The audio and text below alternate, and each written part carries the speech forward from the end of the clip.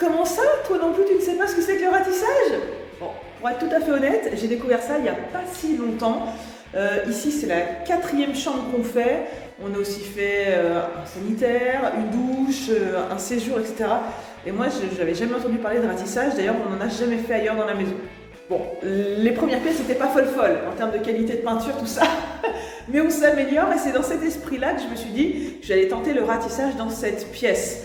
Le ratissage, c'est très simple à comprendre. C'est-à-dire que quand on voit ici le meuble qui est presque fini, prêt à poncer et à peindre en théorie, eh ben, on voit qu'on a des parties qui sont recouvertes d'enduit et d'autres qui sont tout simplement les plaques qui sont à fleur de peau.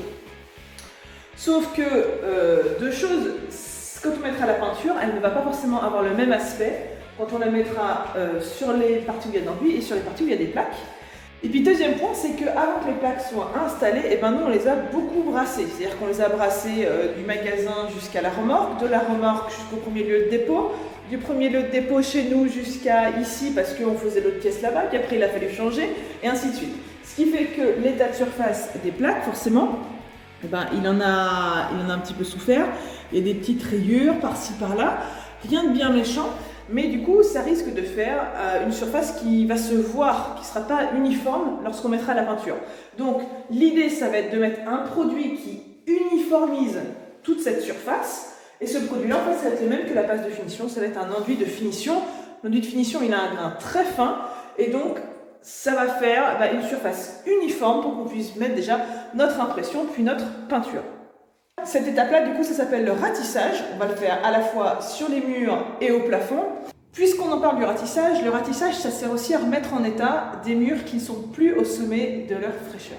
Aujourd'hui, on a décidé de garder ce mur-là. À la différence de tous les autres de la pièce, on n'a pas mis d'ossature avec des plaques de fermacelle par-dessus. On l'a laissé en état parce qu'on voulait garder justement ce relief qui était donné par la cheminée. Et si on avait mis une ossature, ça aurait été beaucoup moins joli à l'œil. Donc, vous allez le voir, il est très abîmé. Il a des petits creux, il a des petits pets. En fait, c'est un mur en briques qui a été revêtu de plâtre.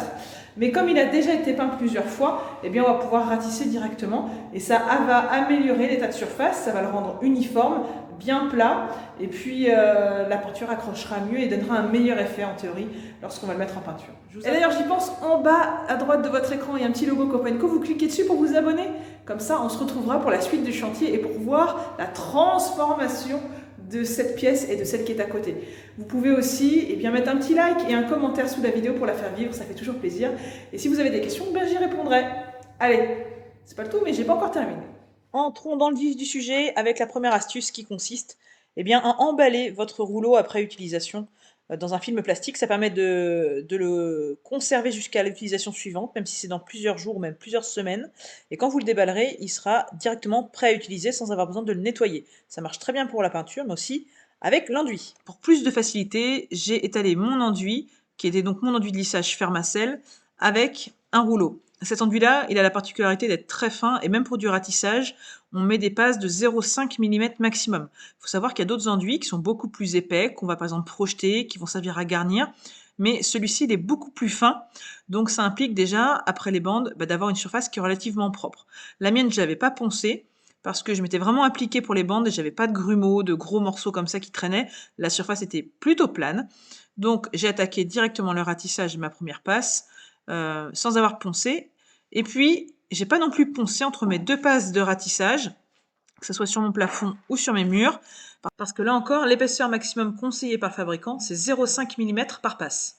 Donc si j'avais poncé, j'aurais de nouveau retrouvé ma plaque. Voilà, donc c'est pas un cas de figure qui se rencontre avec tous les enduits, mais pour l'enduit de lissage Fermacell sur des plaques Fermacell, c'est la façon dont il faut procéder. L'idée, c'est pas d'avoir 10 mm d'enduit de toute manière, c'est juste d'avoir une surface qui soit uniforme avec tous les défauts qui sont gommés.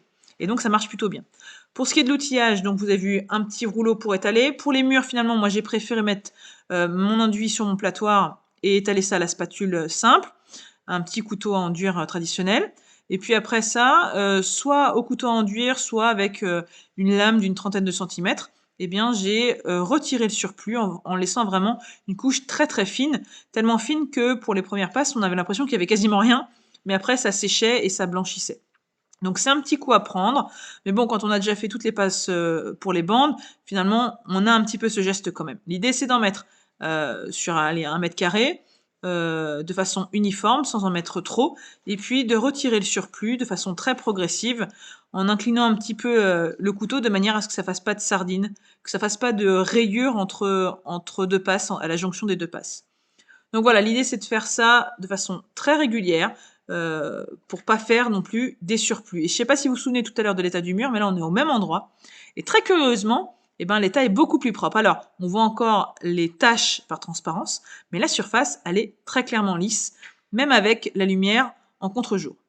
Voilà, et puis que ce soit pour le plafond ou pour les murs, avec une application au rouleau ou au couteau à enduire, l'idée c'est toujours la même. Voilà, on étale, on est régulier. C'est une tâche qui est vraiment très très longue, mais vous le verrez quand vous regarderez les vidéos qui sont dédiées à la peinture de ces pièces-là.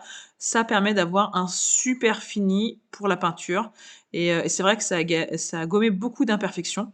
Et finalement, vu qu'on s'applique pour ce ratissage, pour les bandes, etc., le ponçage, il en est aussi facilité. Faut pas y aller comme un bourrin avec un grain 80. Hein. Pour vous donner une idée, pour le ponçage de ces deux pièces, j'ai uniquement utilisé plafond et mur, 2 disques en 240. Donc voilà, si vous appliquez là-dessus, vous perdrez moins de temps en ponçage et vous aurez une super surface pour la peinture. Rendez-vous d'ailleurs pour les prochains épisodes car on en parlera.